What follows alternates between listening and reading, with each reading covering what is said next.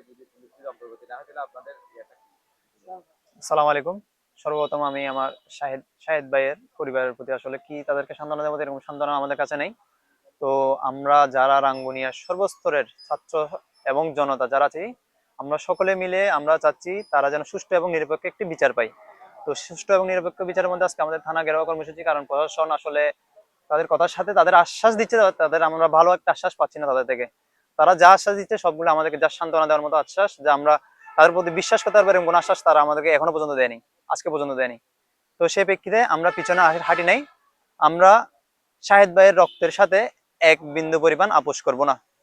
শাহেদ ভাইয়ের সাথে আমরা এক বিন্দু পরিমাণ আপোষ করব না। আমরা শাহেদ ভাইয়ের বিচার যতক্ষণ পর্যন্ত হচ্ছে না, আমরা ততক্ষণ পর্যন্ত রাজপথ আছি। আমরা আমরা সংগ্রামের পথ বেছে নিয়েছি, আপোষ না, আমরা সংগ্রামের পথ বেছে নিয়েছি। এবং আমরা আগামীতে কিছুদিনের মধ্যে যদি তারা আমাদেরকে ভালো কিছু না দিতে পারেন, আমরা পুরো রাঙ্গুনিয়া থানা ঘেরাও কর্মসূচি দেবো। এবং ইউনো মহোদয় সহ আমরা কঠোর কর্মসূচির অবস্থা নিচ্ছি। রাঙ্গুনিয়া যতগুলি কলেজ এবং শিক্ষা প্রতিষ্ঠান, মাদ্রাসা আছেন এবং সর্বস্তরের জনগণ যা আছেন, সকলকে নিয়ে একসাথে আমরা বড় কঠোর কর্মসূচি নিচ্ছি। আমরা পিছনে হাঁটতেছি না। আমরা যতক্ষণ পর্যন্ত আমার ভাইয়ের বিচার হচ্ছে না, ততক্ষণ পর্যন্ত আমরা বাসায় ফিরছি না। আমরা এর বিচার